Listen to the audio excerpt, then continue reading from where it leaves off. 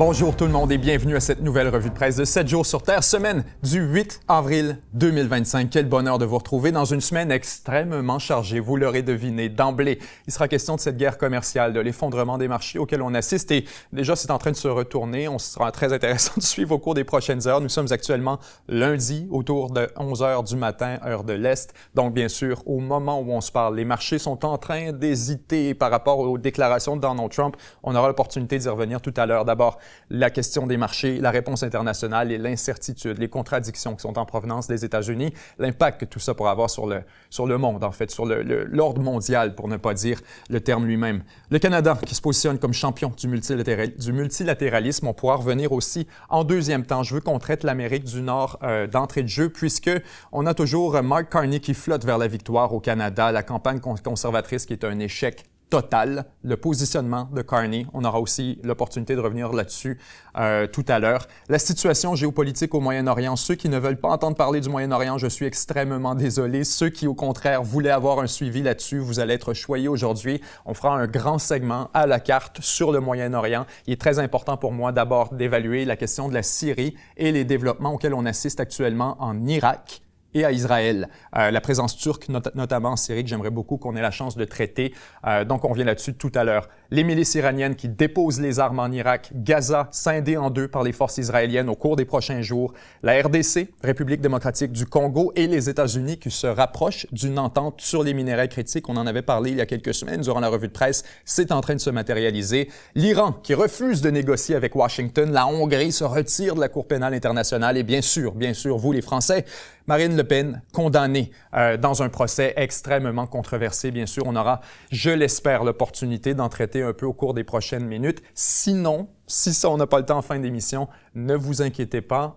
On aura certainement la chance d'y revenir dans une prochaine émission, prochaine revue de presse. Alors, sans plus tarder, vous le savez, on a plusieurs dossiers devant nous, donc on commence avec la question de la guerre commerciale. Au moment où on se parle ce matin, à la suite donc de, disons, l'activation ou l'annonce des tarifs, devrais-je dire, les tarifs ne sont pas encore complètement activés. On a déjà ce plancher de 10 % qui a commencé à être perçu par les Américains.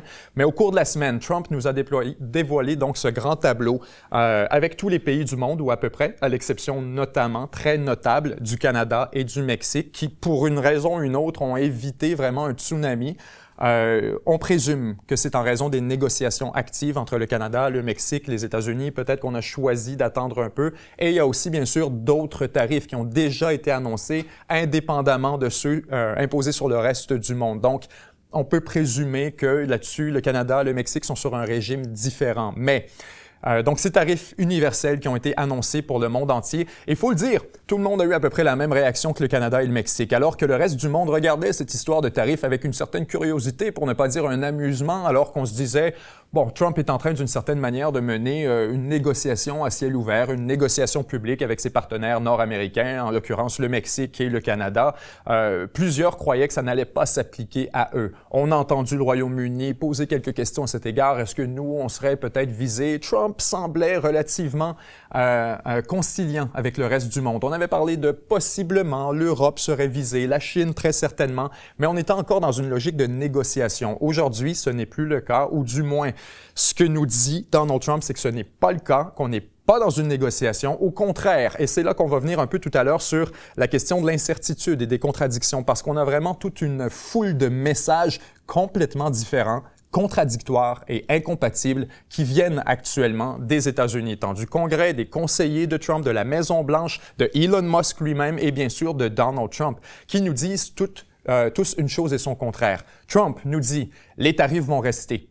Ils sont là pour rester, je ne vais pas plier. Au contraire, déjà ce matin, je regardais le profil Truth Social de Donald Trump et se vantait de la chute des prix du pétrole, se vantait de l'effondrement des taux d'intérêt sur le court terme aux États-Unis. Trump semble être confiant qu'il est en train de poser des gestes nécessaires. Cela étant dit, on sent la peur. Ça sent la peur à plein nez. On sent que Donald Trump est incertain plus que jamais. S'il affiche une conviction publiquement, comme quoi ça va durer, ça va rester, d'une manière, il n'y a pas vraiment de choix. On a assisté au cours des derniers jours, par exemple, avec cette histoire de Signal, l'application Signal qui avait été utilisée, bien sûr, par Mike Waltz, et on avait ajouté un journaliste de la publication The Atlantic, et ça avait causé toute une controverse, bien sûr, aux États-Unis quant à la gestion des données. Je vous disais de mon côté, Signal n'est pas tellement problématique. On s'entend, il y a des lois sur la rétention d'informations, il y a des lois sur qui doit être, sur la rétention d'informations, sur qui doit retenir quel type de courriel. Et c'est justement d'ailleurs ce qui avait été un des gros problèmes de la campagne Hillary Clinton en 2016, si on se souvient bien, cette question des 33 000 courriels qui avaient été, nous dit-on, égarés par Hillary Clinton du temps où il était secrétaire d'État, des courriels qui concernaient des enjeux très sensibles de la diplomatie américaine. Et il y avait donc eu, disons, une publicisation à ce moment-là où on avait fait très clair que les courriels, les communications, tous les échanges qui ont lien avec les affaires officielles des États-Unis doivent être absolument conservés. Donc, c'est pourquoi je vous dis, attention quand on parle de l'application Signal. Certes, c'est une application commerciale, c'est pas un système du ministère de la Défense ou du département de la Défense américain, mais il demeure que tant que ces échanges sont conservés, en théorie, on n'enfreint pas la loi. Et c'est pourquoi je voulais vous dire, il faut faire attention à dire automatiquement, c'était stupide de faire affaire avec Signal. Si vous me posez la question, moi ici, j'utilise Signal. C'est la seule application qu'on utilise pour la communication 7 jours sur Terre à l'interne parce que, effectivement, Signal est une application absolument valide pour ce qui est de l'échange d'informations confidentielles. C'est une application encryptée qui est largement utilisée par les journalistes un peu partout à travers le monde, y compris dans les régimes où il y a un certain niveau d'oppression et où on doit cacher ses communications. Donc, il faut faire la nuance. Signal en tant que tel, c'était pas si mal. Pourquoi je vous parle de tout ça? Parce que on a su par la suite, alors qu'il y avait énormément de pression pour remplacer Mike Waltz et en fait le congédier, ce conseiller à la sécurité nationale de Donald Trump qui aurait été responsable d'ajouter ce journaliste du The Atlantic. Et Trump, pendant des jours, a résisté en nous disant « Non, on va garder Mike Waltz, c'est un faux scandale. » On a su en privé que Donald Trump voulait congédier Mike Waltz. Et que la raison pour laquelle il ne l'a pas congédié, c'était surtout parce qu'il voyait que les médias voulaient de la viande, que les médias espéraient seulement que Trump allait leur donner raison en congédiant Mike Waltz et en le livrant d'une certaine manière aux piranhas. Trump ne voulait pas le faire parce qu'il voulait pas, assumer une défaite, reconnaître que, congédier quelqu'un, c'est en soi un certain recul pour son administration, mais surtout faire un cadeau aux médias. Donc, dans cette optique, pourquoi je vous parle de tout ça? C'est que ça nous donne une certaine idée vis-à-vis comment Donald Trump réfléchit vis-à-vis ses politiques et comment ils sont reçus par le public. À un moment où les États-Unis au complet appellent Trump à mettre ses tarifs sur pause, à prendre un break, à réévaluer un peu la situation, à négocier avant d'imposer ses tarifs, Trump, naturellement, très organiquement, a comme pour premier réflexe de dire « fuck you, ça va rester ». Ça bougera pas, c'est comme ça, c'est ma décision et c'est final.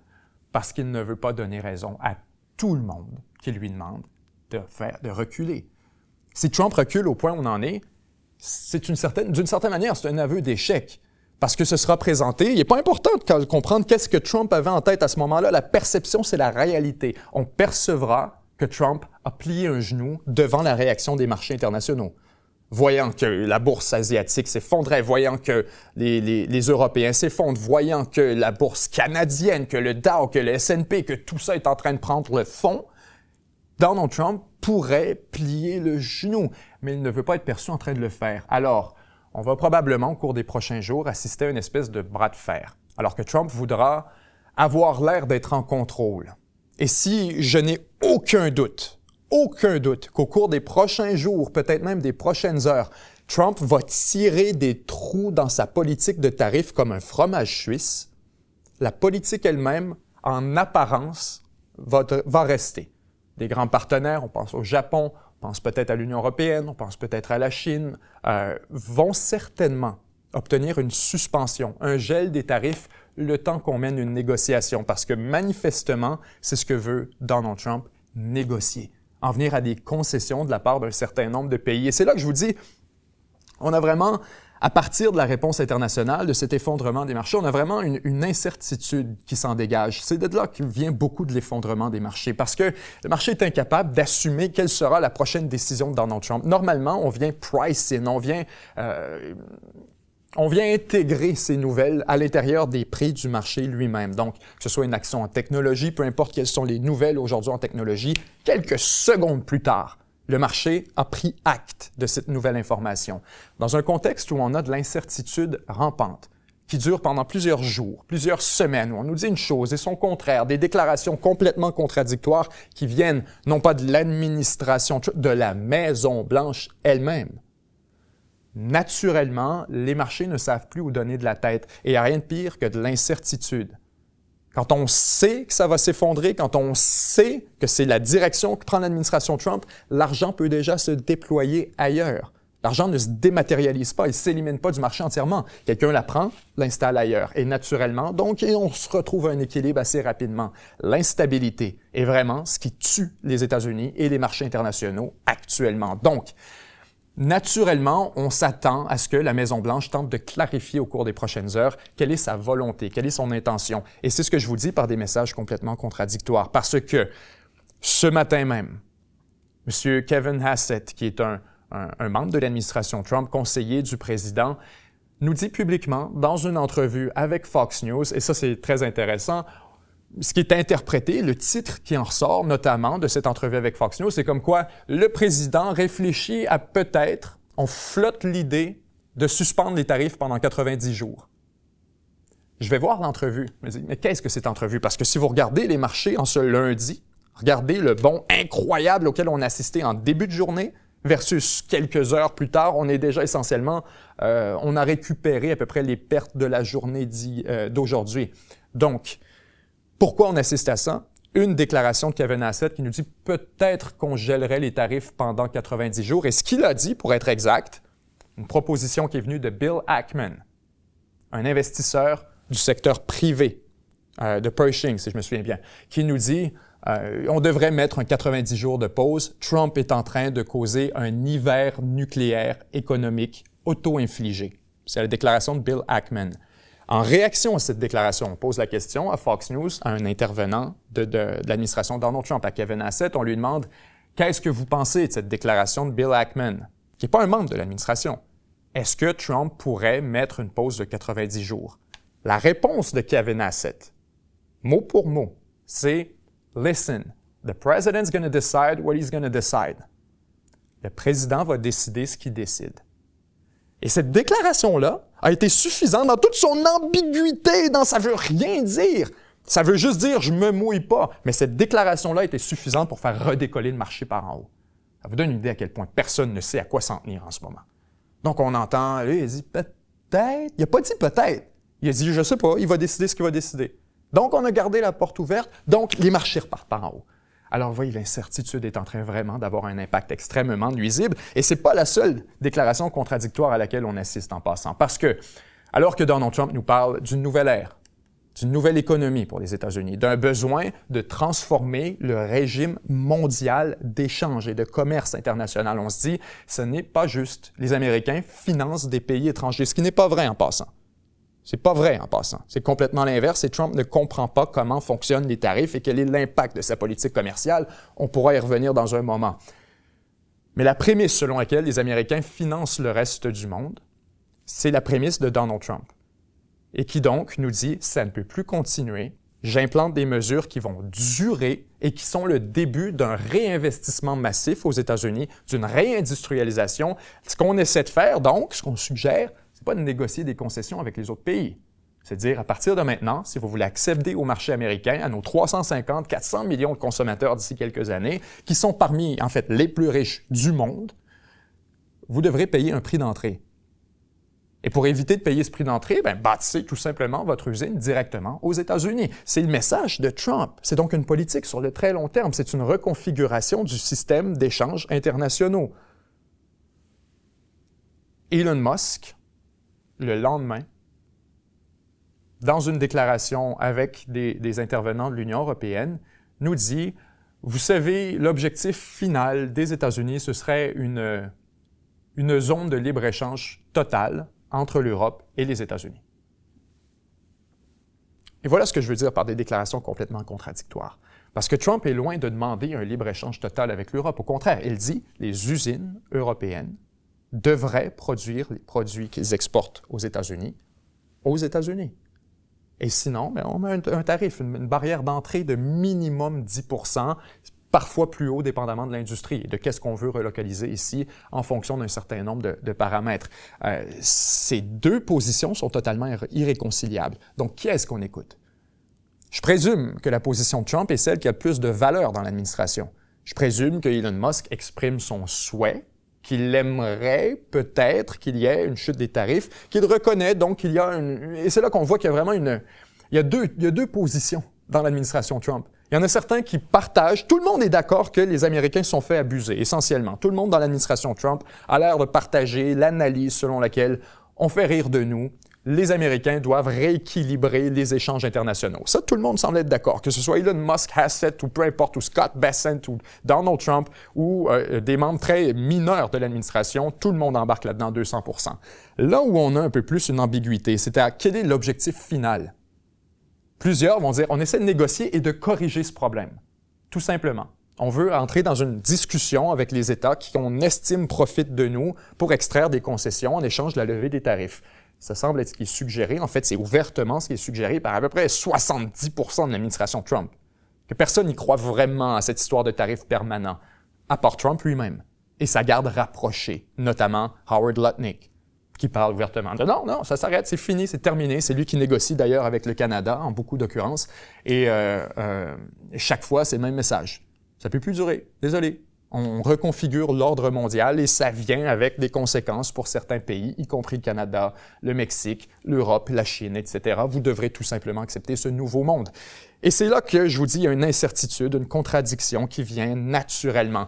Alors, la conséquence de cette incertitude, encore une fois tout à fait naturelle, c'est que la réponse internationale, pour le moment, est assez suspendue. On se demande comment réagir. Est-ce que ça va durer? Est-ce que ça dure une semaine, 2 semaines, 1 mois, 10 ans?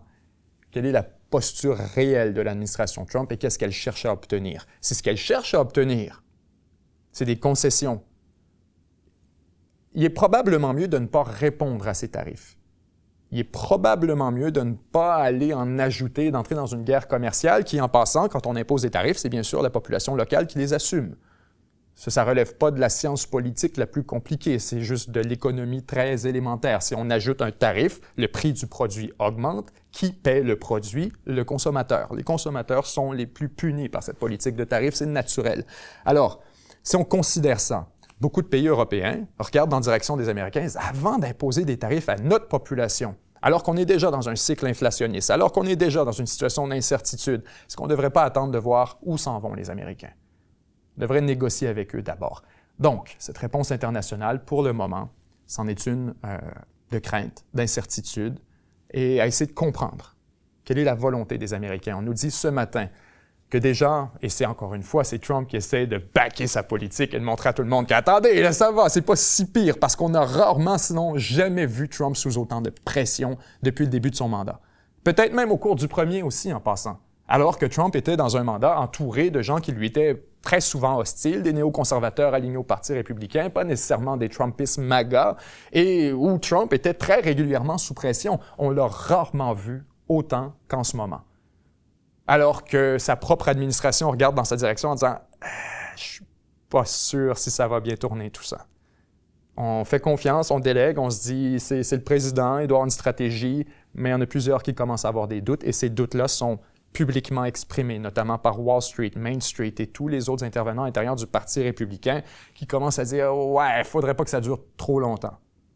On sait qu'il y a probablement une stratégie derrière ça, le président négocie, on lui délègue son autorité, mais attention, si ça dure, ça va être extrêmement dommageable pour qui? Pour nous.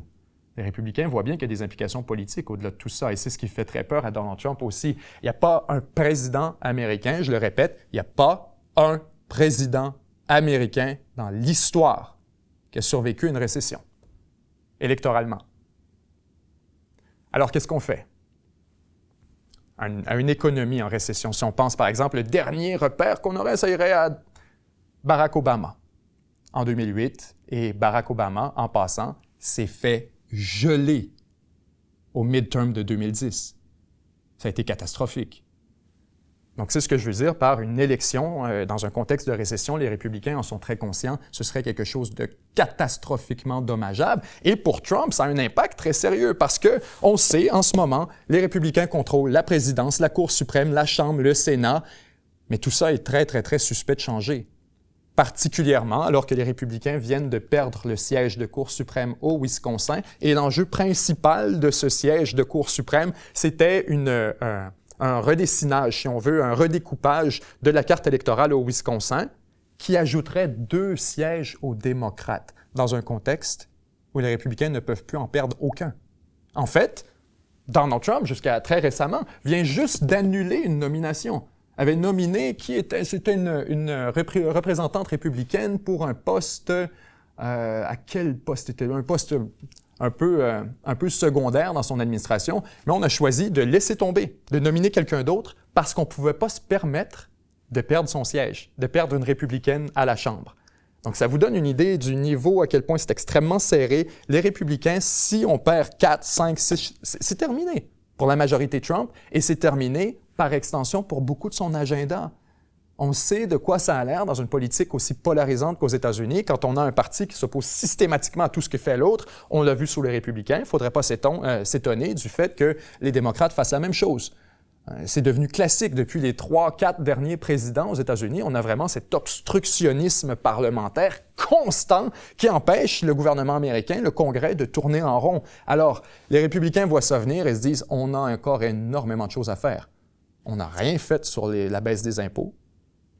Il n'y a absolument rien de fait. La politique industrielle des États-Unis, il n'y a pas grand-chose de fait. On est à peu près 12 semaines dans l'administration Trump. Donc certes, il y a des grandes initiatives qui ont été lancées, mais encore rien de matérialisé.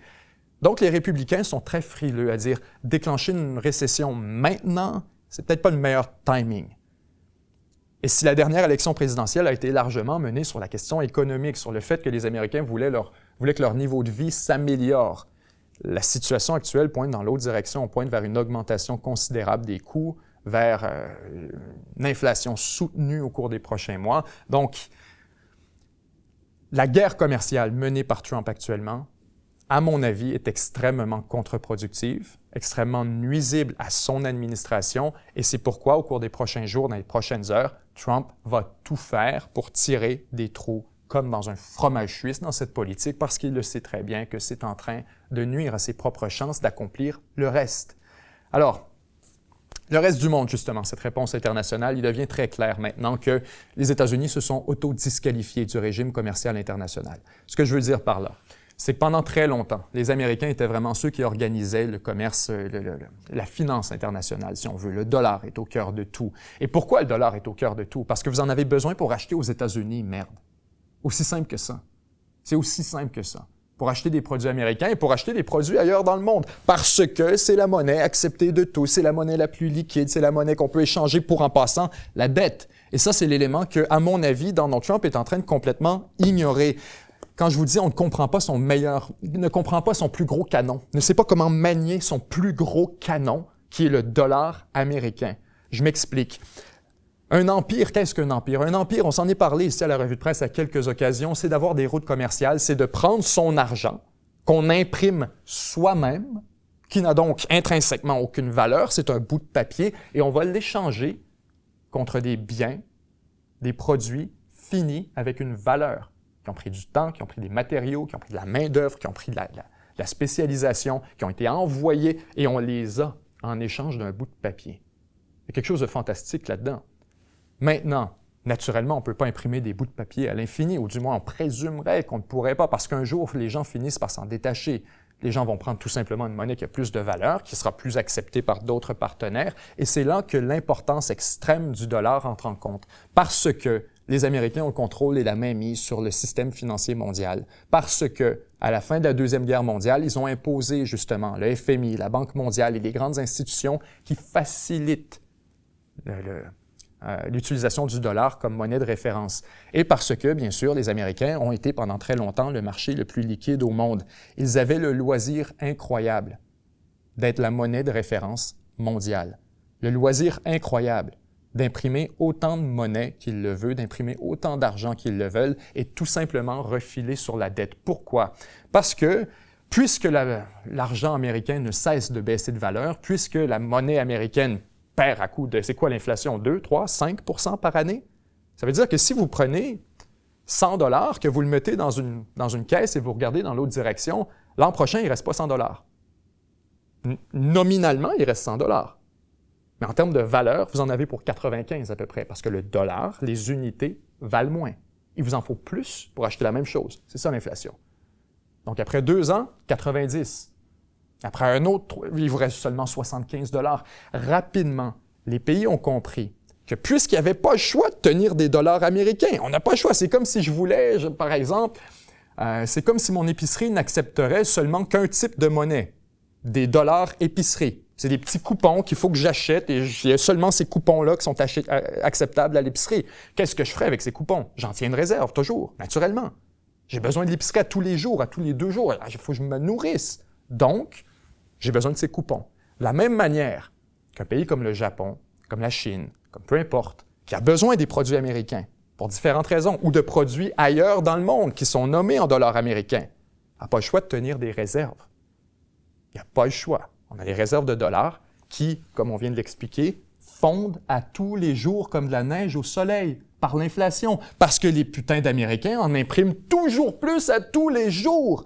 Alors, si vous avez cette réserve, ce que tous les pays du monde ont compris rapidement, c'est que puisqu'elle baisse en valeur, aussi bien l'échanger pour quelque chose qui au moins reste stable et qu'on peut aussi s'échanger ensemble.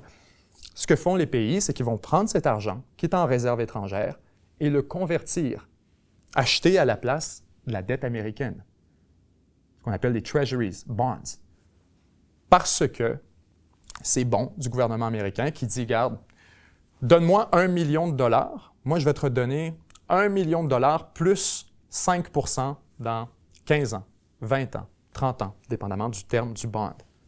Pour vous, qui êtes un pays, c'est tout à fait acceptable. Certes, vous feriez plus d'argent si vous l'investissiez dans un marché liquide ou quoi que ce soit, mais ce que vous voulez, c'est pas l'investir puis faire un rendement, c'est juste protéger la valeur actuelle. Juste empêcher que l'argent que vous n'avez pas le choix de tenir entre vos mains fonde à tous les jours. Alors, un peu comme si mes coupons baissaient en valeur de 5 à 10 % à chaque année, naturellement, j'aurais un incitatif à soit les échanger pour autre chose qui garde sa valeur, soit j'aurais un incitatif à les dépenser le plus vite possible. Donc, ce que vous voyez, c'est que ces pays qui convertissent leurs réserves étrangères en dette américaine. Et ce qu'on s'échange en commerce international, conséquemment, ça c'est très peu connu, on ne s'échange pas des dollars américains, on s'échange de la dette américaine. Pourquoi? Parce que si je parle avec un collègue, que je veux qu'on échange tous les deux ensemble, ouais, parfait. Tu as des dollars américains, j'ai des dollars américains, les deux, on veut échanger avec cette monnaie, mais les deux, on est conscient que d'avoir ça dans nos réserves, ça perd de la valeur à tous les jours. Donc, on veut pouvoir transiger avec de la monnaie américaine, mais on ne veut pas la tenir en réserve.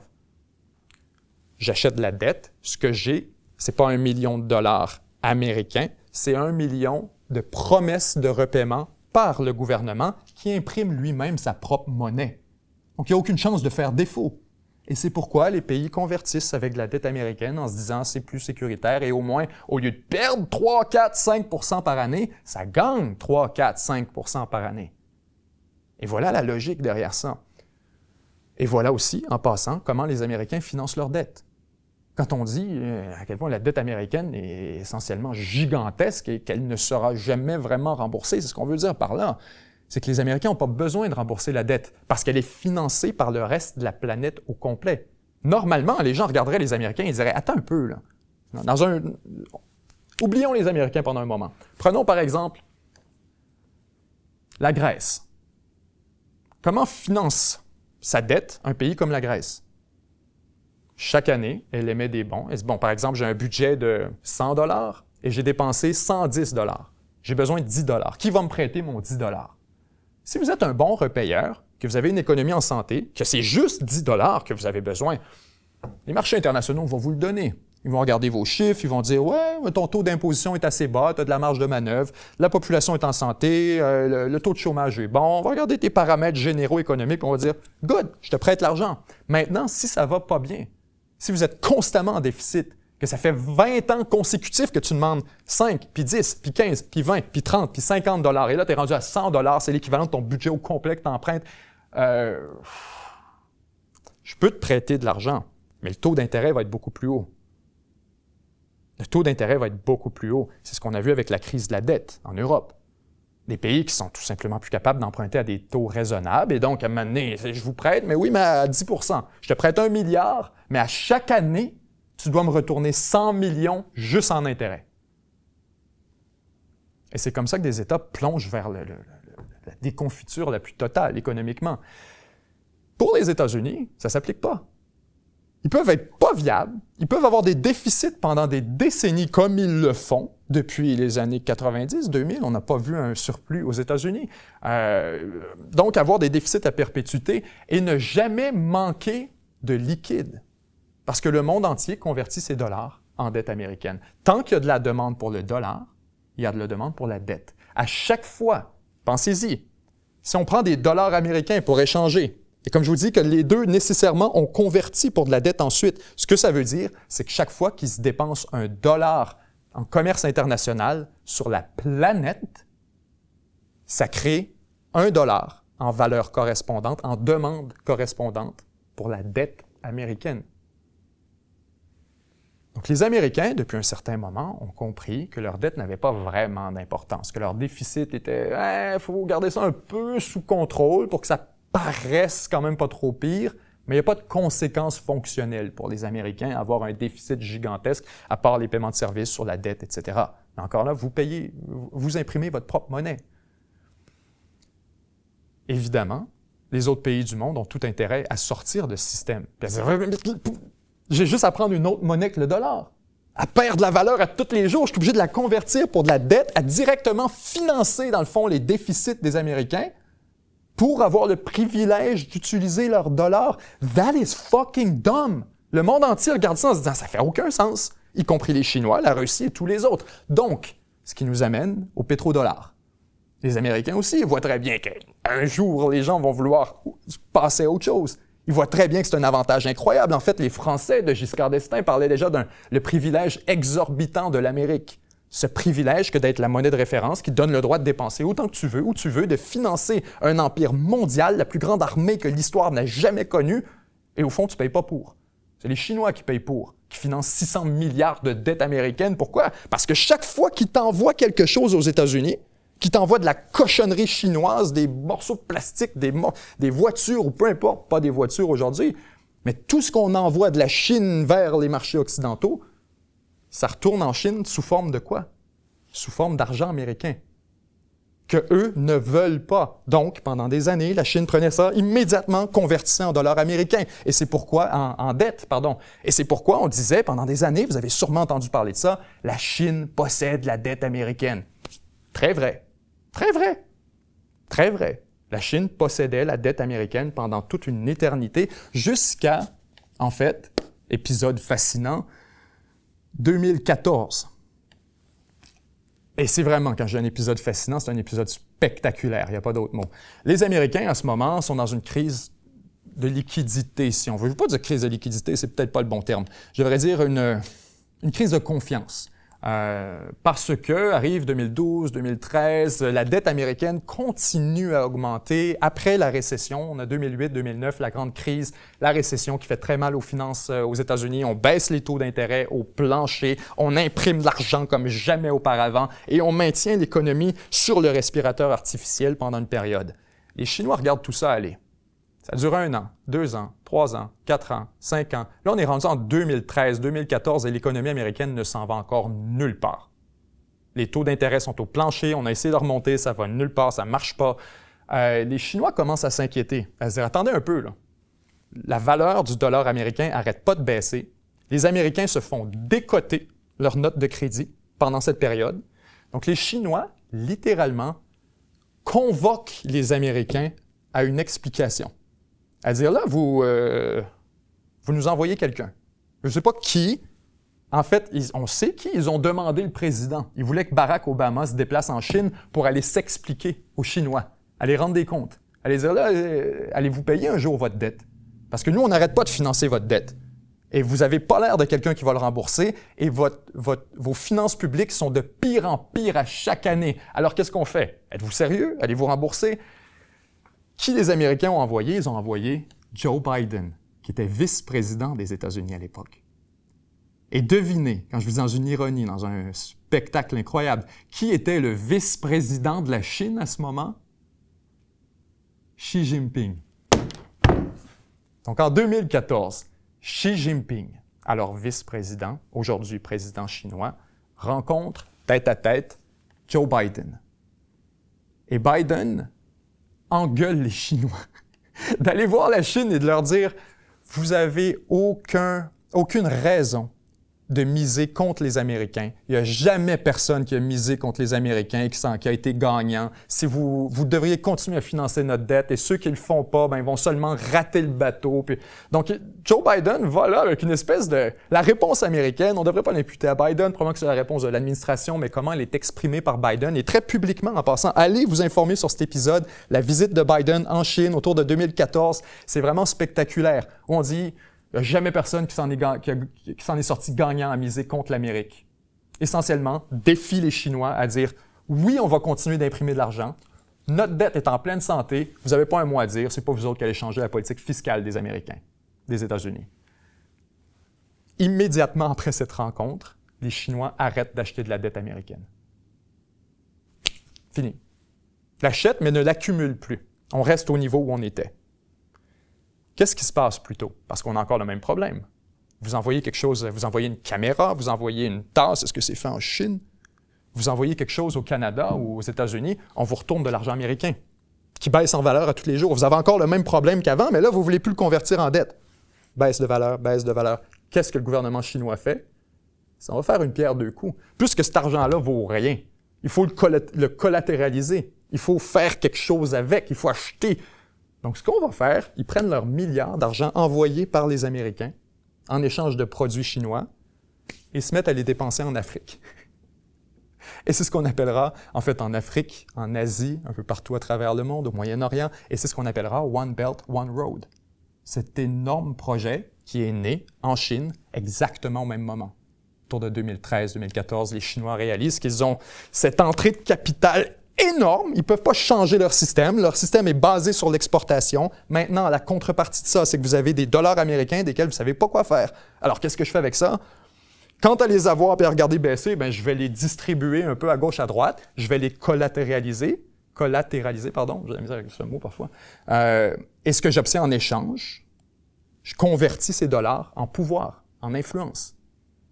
Au lieu de les faire dormir et de directement financer la dette américaine, de financer la suprématie américaine, au contraire, on va retourner la table et on va financer la suprématie chinoise en finançant des projets, en finançant des chemins de fer, en finançant des gouvernements, en arrivant avec des installations, des infrastructures dans des endroits où c'est pas trop certain si ça va fonctionner, mais on s'en fout! C'est de l'argent perdu quand même des Américains!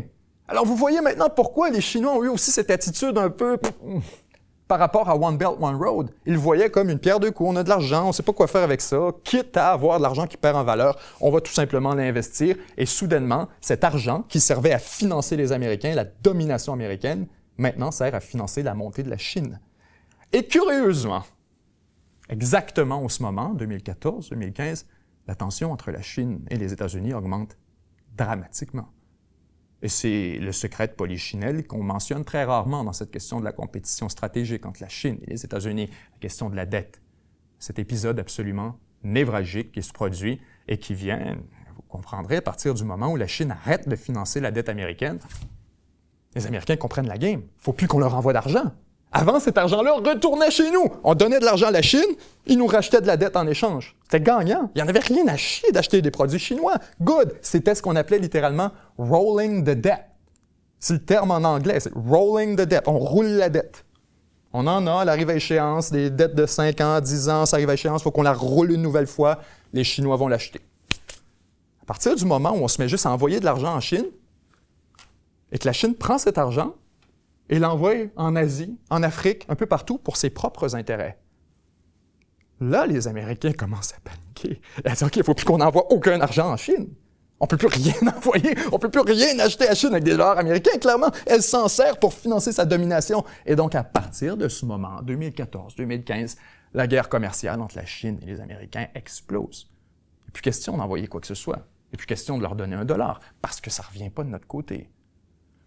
Donc, cet épisode est absolument essentiel. Et c'est pourquoi je vous dis, d'une manière, j'ai l'impression que Donald Trump ne comprend pas son plus gros canon. Parce qu'aujourd'hui, beaucoup de pays, ce qu'ils vont faire, tout simplement, c'est arrêter d'acheter aux États-Unis. Arrêter de vendre aux États-Unis. Ou du moins de vendre en moins grande quantité. Ce que Trump reproche, il le voit complètement autrement. Trump le voit renversé. C'est ça qui est spectaculaire là-dedans. Trump, il voit vraiment toute la question comme renversée. Ce que je vous présente en ce moment, c'est un monde dans lequel les Américains échangent des bouts de papier qui n'ont aucune valeur en échange de produits finis, manufacturés, construits, réalisés dans d'autres pays avec la main-d'œuvre, avec des ressources, avec de l'énergie, des intrants, et on récupère ça en échange pour de l'argent pas de valeur qui est échangé en dette. Trump, plutôt que de voir ça comme un échange qui est avantageux pour les Américains et désavantageux comme les autres, comme il a toujours été vu, est en train plutôt de se dire « Mais là, vous prenez notre argent.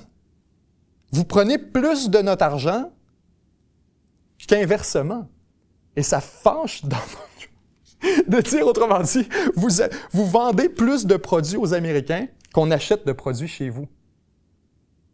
C'est vraiment renverser l'équation, là. Les Américains sont gagnants à échanger des bouts de papier sans valeur. Donne-moi un bateau, donne-moi de l'acier, donne-moi des minéraux, donne-moi quelque chose qui a de la vraie valeur. Et en échange, toi, tu n'as pas le choix de convertir ça en plus pour acheter ma dette. Ce qui me permet de maintenir des taux d'intérêt très bas, ce qui me permet de ne pas avoir, parce que c'est ce qui se passe en Grèce, justement, quand on veut avoir des gens qui prêtent l'argent. Tu ne me prêtes pas si je te donne 5 %. Si je te donne 10 % en retour, tu me prêtes-tu? Si je te donne 20 % en retour, tu me prêtes-tu? OK, good, 20 %. Et c'est comme ça que les taux d'intérêt augmentent, parce qu'il y a un prix au risque. Pour les Américains, le taux d'intérêt reste toujours excessivement bas, artificiellement bas, parce que financé par cette demande mondiale, absorbé par cette demande mondiale pour la dette américaine. Trump ne comprend pas ça, parce que c'est trop complexe, parce que personne n'a expliqué. Plutôt, il voit cet échange comme étant les Américains se font prendre de l'argent, comme si c'était l'argent qui avait de la valeur et pas les produits. Et il dit non, on va faire les produits ici. Donc, vous voyez, ça n'a tellement aucun sens. C'est tellement mal compris vis-à-vis l'importance du dollar, vis-à-vis le rôle énorme que ça a dans le monde. Trump est essentiellement en train de dire on veut garder tous nos dollars chez nous. On préfère garder nos dollars chez nous, on préfère polluer nos rivières, on préfère scraper nos dos, notre main-d'œuvre, et l'assigner à des tâches manufacturières, productives, qui sont objectivement moins payantes, moins lucratives que tous les autres emplois. Donc, cette idée selon laquelle les Américains se font voler par les autres, c'est complètement l'inverse. C'est les Américains qui volent le reste de la planète avec une monnaie sans valeur que les autres sont obligés de garder. Pour revenir au pétrodollar, pourquoi les autres gardent la monnaie américaine? Parce que les Américains ont compris très vite, Colin, mais là, si on ne prend pas de mesures pour forcer les autres à utiliser le dollar, ils vont s'en débarrasser.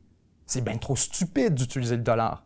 Surtout pour des échanges où les Américains ne sont pas impliqués. Pourquoi est-ce que les Philippines et le Japon échangent en dollars américains? À cause du pétrodollar.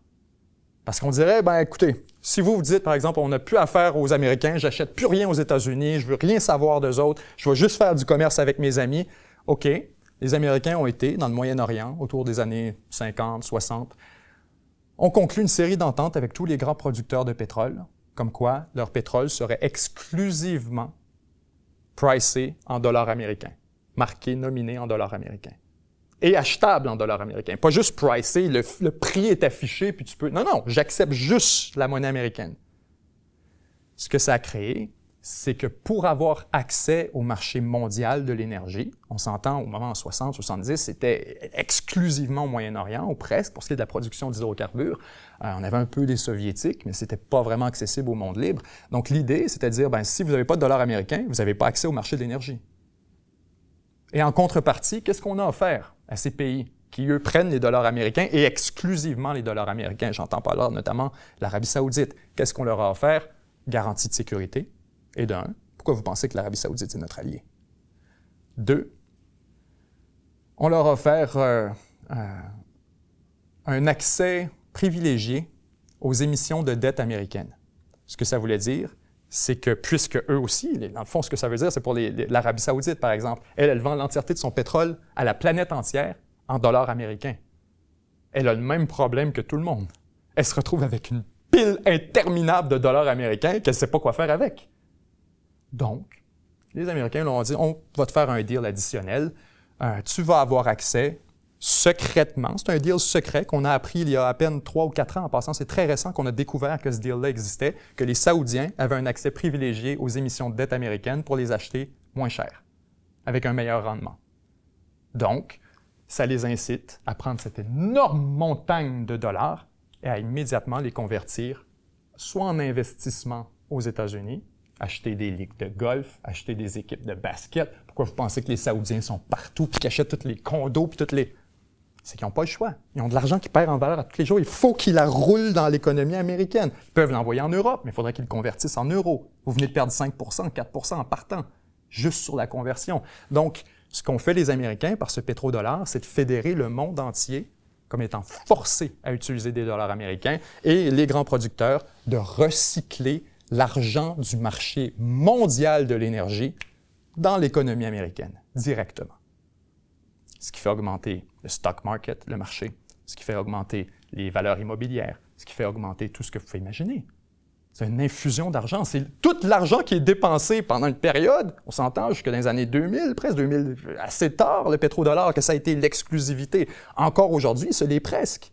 À l'exception de la Russie, quelques acteurs comme ça, presque tout le monde prend juste des dollars américains. Donc, ce que ça fait, c'est que ça force le monde entier à réinvestir dans la dette américaine et c'est pour chaque dollar en énergie qui est dépensé, encore une fois, c'est un dollar qui est recyclé dans l'économie américaine. Trump, pour une raison qui m'échappe, ne comprend rien de tout ça. Absolument rien. On s'entend, c'est de la géopolitique profonde, c'est de l'économie assez complexe. Je comprends que j'en ai probablement laissé quelques-uns derrière et je m'en excuse. Je n'avais pas l'intention de vous faire ce long segment d'entrée d'émission, mais il est important de comprendre la nature du système international et en quoi ce que fait Trump en ce moment, c'est fondamentalement incompatible avec comment fonctionnent les États-Unis. Mais il n'y a personne autour de lui pour arrêter ça. Et on présume que c'est de la négociation, on présume que ça va s'arrêter bien vite, on présume qu'il veut juste entrer en discussion avec plusieurs pays. On nous dit d'ailleurs ce matin qu'une 50aine de pays auraient déjà communiqué avec la Maison-Blanche pour commencer des négociations. Est-ce que c'était seulement l'objectif visé? Est-ce que Trump souhaitait tout simplement fédérer des pays dans une grande négociation internationale? Ça se peut très bien. Si vous êtes intéressé là-dessus, allez lire sur l'accord de Plaza, le Plaza Accord, qui est survenu au cours, si je me souviens bien, des années 80, alors que les Américains, sous la pression de la politique Volcker, sous la pression de Reagan, sous la pression d'un dollar américain qui gagnait constamment en valeur, étaient de moins en moins compétitifs sur la scène internationale. Et surtout, le Japon se retrouvait à pouvoir prendre avantage incroyable des Américains parce que sa monnaie ne valait plus très cher en comparaison avec les Américains. Ce qu'on a fait avec les accords de la Plaza, c'est d'asseoir tous les grands émetteurs de monnaie de la planète, les Français, les Britanniques, etc., les Allemands, et on leur a dit, OK, vous allez tous, à partir de maintenant, contribuer à dévaluer la monnaie américaine. On est entré dans une époque où l'objectif était de dévaluer le dollar américain pour rendre les exportations américaines plus compétitives sur la place internationale.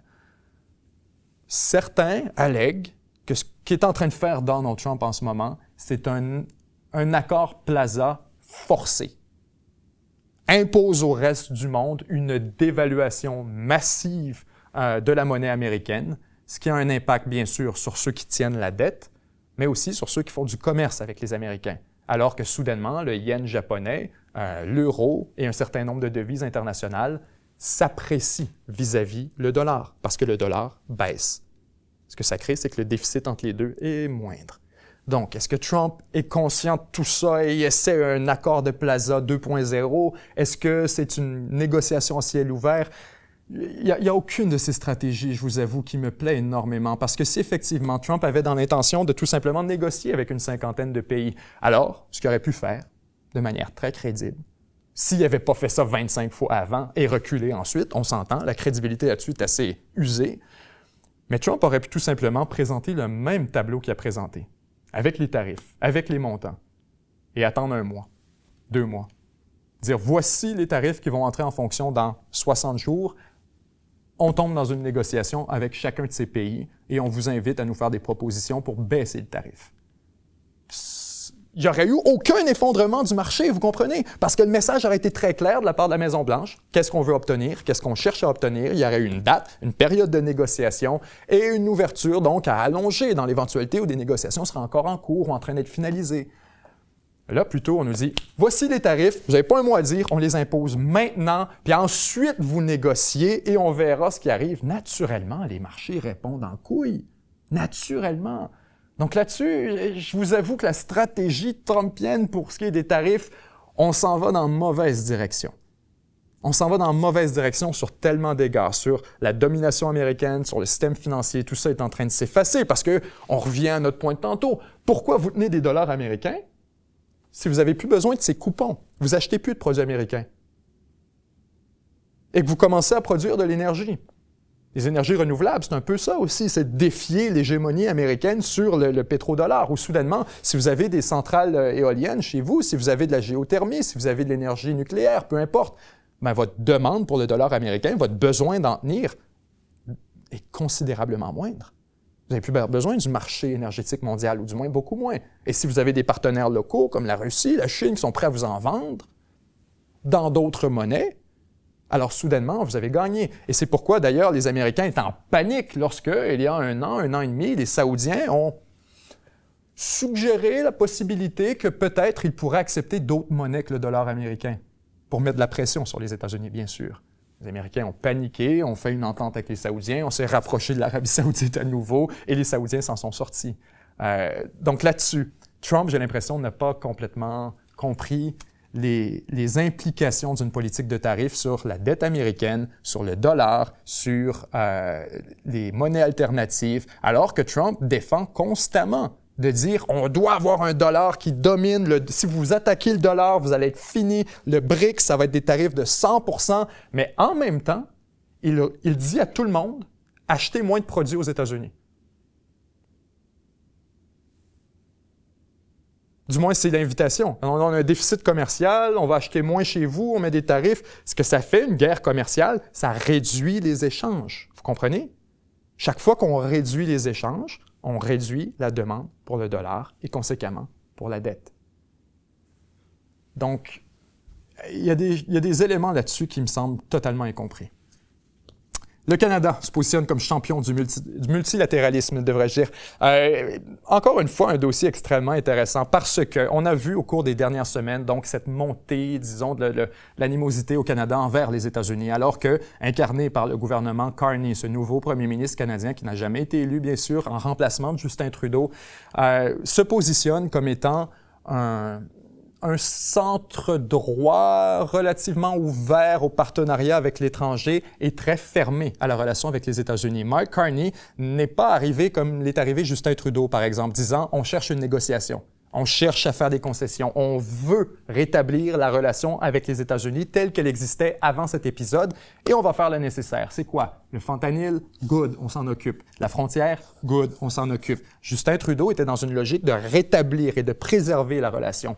Mark Carney, à l'inverse, est dans une logique de s'émanciper de la dépendance envers les États-Unis et dire plutôt non, ça ne sert plus à rien de faire confiance aux Américains. C'est nuisible, c'est problématique et le Canada va seulement se retrouver dans une mauvaise situation si on continue. Donc, Mark Carney propose un réalignement assez fondamental, on en parlait la semaine dernière, et c'est pourquoi j'étais un peu hésitant. C'est que là, on entre dans une manœuvre qui demande un mandat, qui demande la confiance de la population et une volonté clairement exprimée démocratiquement, comme quoi, oui, on est prêt à se passer des États-Unis, oui, on peut mettre la relation derrière, et effectivement, on devrait se repositionner et changer l'identité fondamentale du Canada comme État.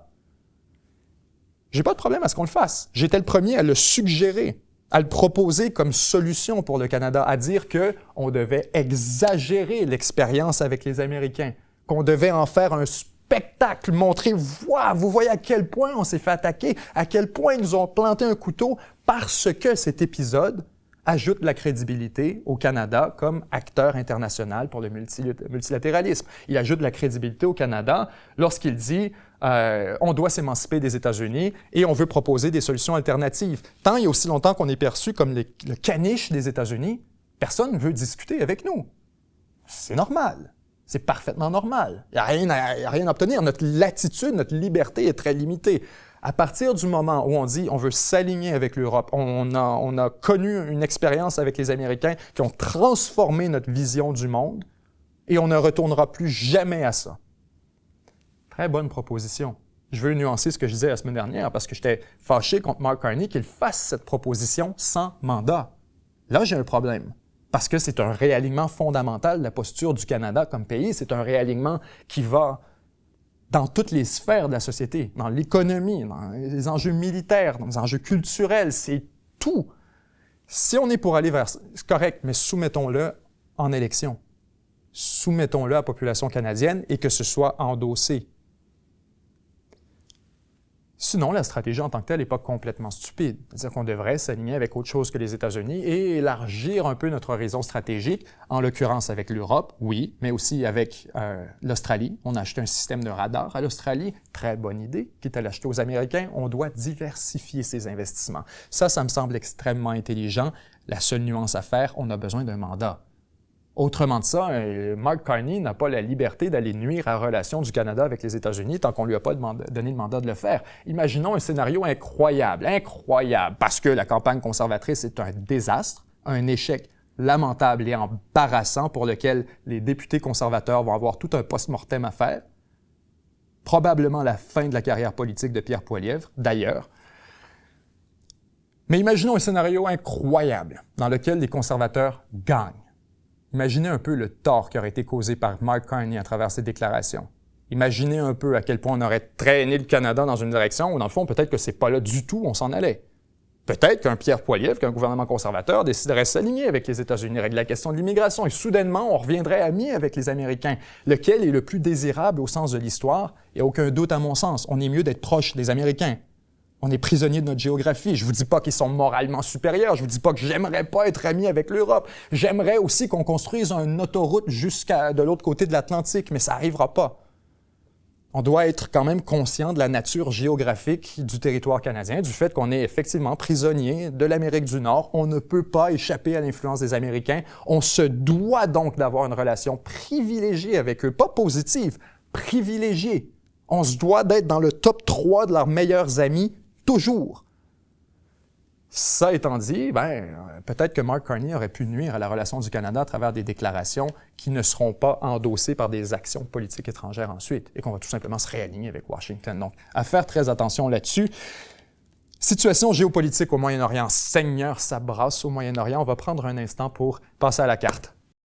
All right. Moyen-Orient, on a beaucoup de dossiers à l'agenda. J'ai pris mon ordinateur ici pour être certain de rien manquer parce que, la situation géopolitique, moi, ce que je veux qu'on s'attarde surtout, c'est ce qui se passe en Syrie, l'implication de la Turquie au cours des dernières semaines. Également, Israël, ça brasse énormément. En Irak, on a des développements ce matin qui me semblent extrêmement conséquentiels, donc je veux qu'on en parle. Et ces négociations avec l'Iran, bien sûr, auxquelles on assiste entre l'administration Trump et le gouvernement de Massoud Pezeshkian, qui se disait voulait négocier, mais aujourd'hui, on entend totalement le contraire. Alors, en premier temps, une nouvelle qu'on a examinée un peu la semaine dernière, alors qu'on apprenait que la Turquie commençait à s'impliquer en Syrie. Les Turcs, on le sait, sont extrêmement anxieux de la présence kurde dans le nord de la Syrie, juste ici. En fait, ils sont un peu plus, si on veut, sur le nord-est. Vous avez une grosse présence kurde qui sont, on le rappelle, les Kurdes veulent un Kurdistan indépendant, situé à peu près à cheval entre la Turquie, la Syrie et l'Irak. Donc, on réclame ce territoire depuis des années. Les Turcs, naturellement, sont opposés aux Kurdes qui veulent un bout de la Turquie. C'est donc une tension qui dure depuis très longtemps. Les Turcs ont une certaine répression contre les Kurdes et veulent s'assurer que les Kurdes ici ne puissent pas créer une zone autonome. C'est une grosse priorité de la Turquie. Donc, ce que veut voir la Turquie aussi, son intérêt, on le comprend, étant un géant du Moyen-Orient et ayant subi, on le comprend, à travers La guerre civile en Syrie a un influx massif de jusqu'à 2 millions de réfugiés qui sont entrés sur le territoire turc. Ça a causé énormément de tensions sur les services sociaux, une pression additionnelle sur les services sociaux en Turquie. Ça a rempli un certain nombre de villes, de populations, ça a fait augmenter les loyers et ça a causé une certaine controverse en Turquie. Alors, Erdogan, depuis un moment, essaie donc autant que possible non seulement de retourner les ressortissants syriens en Syrie, mais pour ce faire, ce qu'on a besoin, bien sûr, c'est d'une Syrie stable et territorialement intègre. Un contrôle total sur la région ici dans le nord, un contrôle sur le sud, un contrôle sur, bref, tout ce qui était autrefois du ressort de Assad. Pourquoi? Bien, c'est très simple, parce qu'à la seconde, on a eu de l'instabilité en Syrie, les gens se retrouvent en Turquie. Donc, l'intérêt de la Turquie, primaire, d'abord, numéro 1, stabilité de la Syrie. On a donc vu la Turquie, au cours de la semaine dernière, prendre le contrôle de la base Tekat à Tiyas, en Syrie, une base située environ ici, au centre de la Turquie. L'intention était, on le comprend, d'avoir une entente de défense avec la Syrie, de dire, puisque l'armée syrienne est actuellement en grosse difficulté, quand je parle de l'armée syrienne, il faut vraiment clarifier les dossiers, on ne parle plus de l'armée d'Assad. Autrefois, l'armée gouvernementale de Assad était, si on veut, formée des troupes traditionnelles. Lorsque les rebelles ont pris contrôle de la Syrie, ils sont devenus naturellement l'armée syrienne et sont mis à tranquillement ajouter, coaliser les groupes qui étaient soit pro-Assad ou des milices rebelles, d'autres groupes armés à l'intérieur de la Syrie se sont tranquillement joints aux forces rebelles pour former une nouvelle armée nationale. Cette armée, malheureusement, est actuellement complètement incompétente. Ce sont des soldats qui sont très peu formés, qui n'ont pas d'équipement et surtout qui n'ont plus d'infrastructure. Ça, il est extrêmement important de le comprendre parce que dans les jours, dans les heures qui ont suivi la chute de l'armée syrienne de Bachar al-Assad, alors que les rebelles poussaient vers la capitale et vers les grandes villes, notre ami ici, Israël, s'est mis à lancer jusqu'à 600 opérations de bombardement dans les quelques heures qui ont suivi au mois de décembre pour frapper toutes les infrastructures militaires, du moins tout ce qu'il y a dans cette région du sud de la Syrie. L'intention d'Israël, bien sûr, est de s'assurer qu'un nouveau gouvernement syrien ne serait pas en mesure de menacer les intérêts israéliens et surtout d'interdire le vol des avions israéliens. On se souvient là-dessus, ça c'est un élément, quand on parle des intérêts de tout le monde, la Turquie, certes, veut un État syrien intègre, solide et fort. Israël, l'inverse, parce qu'Israël prend bonheur depuis des mois à survoler un bout de Syrie, survoler l'Irak de bord en bord pour aller bombarder nos amis en Iran.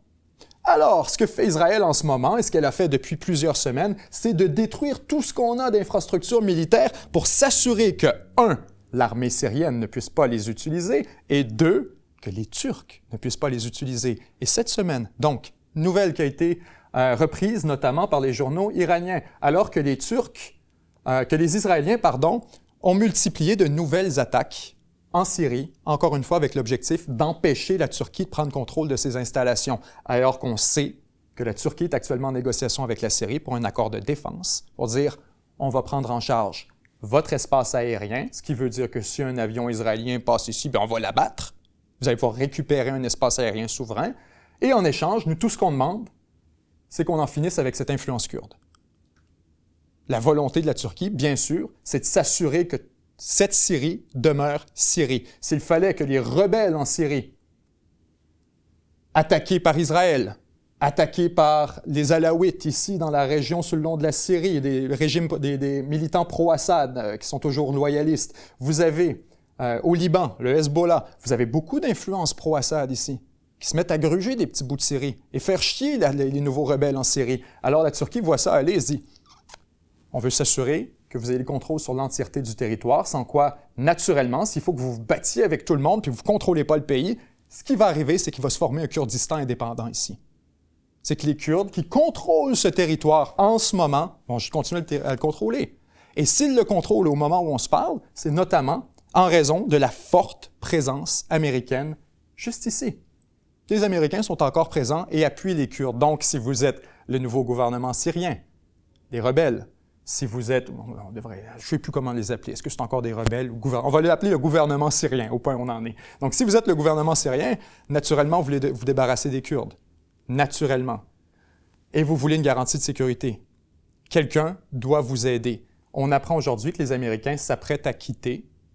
Les Turcs deviendraient la garantie de sécurité pour l'entièreté de la Syrie. Donc, probablement que ce qu'on risque de voir, c'est les Kurdes qui vont se ramasser ailleurs. Ils ne peuvent pas aller en Turquie. La Turquie va les... Ils ne peuvent pas aller en Syrie. Même conclusion. L'alternative, c'est l'Irak. Et je vous parlais justement de ces forces américaines qui opèrent ici, les avions de chasse justement. Les pilotes font référence à cette région, pas comme le nord de l'Irak, mais comme l'Est-Kurdistan. Ils disent qu'ils sont la force aérienne de Eastern Kurdistan, parce que c'est devenu tellement clair que ce que font les Américains, en fait, c'est assurer qu'il y a une certaine présence ici, une certaine influence. À partir du moment que les Américains s'en vont, je m'attendrai à ce que beaucoup des Kurdes ou de l'énergie, du dynamisme du mouvement kurde se retrouvent plutôt dans le nord de l'Irak, alors que la Syrie récupère son intégrité territoriale. Et quand je vous parlais de développement extrêmement intéressant ici, c'est que oui, on a vu Israël non seulement attaquer les installations en Syrie et aller prendre des endroits, donc aller attaquer des infrastructures pour s'assurer que l'entièreté du Sud ici soit ce qu'on appelle démilitarisée. On demande à ce qu'il n'y ait aucune arme, aucune troupe et que le sud de la Syrie soit une zone démilitarisée. De son côté, Israël a pris contrôle d'une petite zone de quelques kilomètres, juste de l'autre côté de la frontière, qu'on appelle la zone démilitarisée. Une zone autrefois qui était donc une espèce d'espace neutre entre Israël et la Syrie après la guerre pour éviter justement qu'un nouveau conflit éclate. Ce qu'a fait Israël, à l'inverse, à la seconde où la Syrie s'est effondrée et où il y avait une espèce d'instabilité, on en avait parlé d'ailleurs à la revue de presse, Israël a pris du territoire en Syrie. Et je vous disais, faites attention, je vous mets ma main au feu, c'est rendu du territoire syrien. Ça ne redeviendra du territoire israélien, pardon. Ça ne redeviendra jamais syrien et aucune chance que les Israéliens abandonnent cette zone.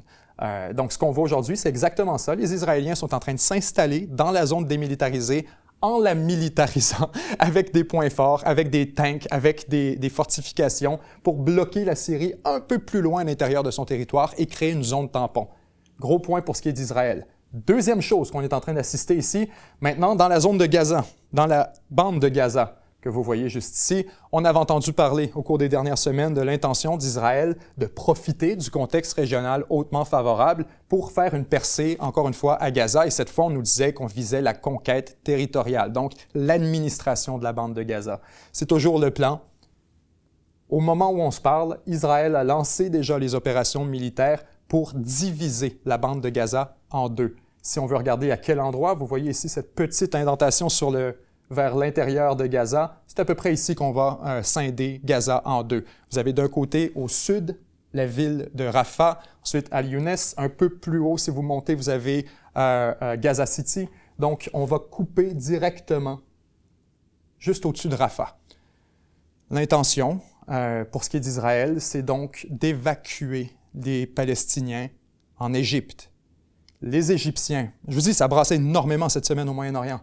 Les Égyptiens sont en train d'accumuler des troupes, on nous dit, dans le sud du Sinaï, ce qui serait, d'après les Israéliens, les Égyptiens ne sont pas d'accord, d'après les Israéliens, c'est une violation des traités de paix des années 70 entre Israël et l'Égypte. L'Égypte, de son côté, dit se préparer à une expulsion massive de Palestiniens vers son territoire, comme quoi ce ne serait pas acceptable et que ça constitue une menace à la sécurité nationale de l'Égypte. Donc, le régime égyptien accumule des troupes le long de la frontière. Israël dénonce cette accumulation, disant que c'est une déstabilisation, etc., que ça pourrait mener à un échange. La réalité, c'est probablement que les Palestiniens vont se retrouver expulsés sur le territoire égyptien et qu'il n'y aura pas vraiment d'alternative pour l'Égypte que de trouver des accommodations. Je ne vous dis pas que c'est une bonne chose. Je vous dis que c'est ce qui se prépare avec l'appui des États-Unis. En fait, au moment où on se parle en ce moment, Benjamin Netanyahou est à Washington en train d'exposer son plan à Donald Trump pour obtenir le feu vert qu'on présume il obtiendra. Alors qu'en même temps que tout ça, Donald Trump nous dit qu'on veut bombarder l'Iran parce que l'Iran n'accepte pas de venir à la table de négociation sur la question nucléaire. Donc, Israël est en très bonne posture. Avec une Syrie occupée par la Turquie, probablement, qui deviendra, si on veut, une extension de l'architecture sécuritaire turque, la Syrie en fera partie, ça amène Israël naturellement à tourner son attention vers l'Irak, vers l'Iran, vers les autres acteurs qui sont d'une certaine manière l'extension de l'influence de l'Iran. L'Iran a beaucoup de milices, des milices armées djihadistes, chiites, qui sont impliqués en Irak et qui vont parfois traverser en Syrie, parfois avoir des gestes tout simplement contre les intérêts israéliens un peu partout. Et ça embête énormément, non seulement les Américains, mais aussi les Israéliens. Et on n'en finit plus de ces dossiers au Moyen-Orient. Mais voilà une autre nouvelle qui est tombée ce matin, spectaculaire. Les milices, les fameuses milices irakiennes, chiites, on parle d'au-dessus de une dizaine de milices pour 50 000 soldats appuyés par l'Iran, qui en passant prêtent allégeance non pas au gouvernement irakien, mais au gouvernement iranien, à l'ayatollah. Ces 50 000, ce matin, ont annoncé qu'ils étaient prêts à déposer les armes pour éviter des bombardements des États-Unis. Parce que Donald Trump, au cours des dernières semaines, a dit « Ben écoutez, l'Irak, justement, ces milices, ça doit s'arrêter. Vous devez être intégrés dans l'armée nationale irakienne. On ne veut plus avoir 50 généraux ici qui ont chacun un peu d'influence et des régions sur leur contrôle. À partir de maintenant, l'Irak, c'est l'Irak. Il y a un seul Irak. Et tous ceux qui sont des militants armés en dehors des forces officielles, vous serez visés par des bombardements américains. » Ça a été ça le message de Donald Trump.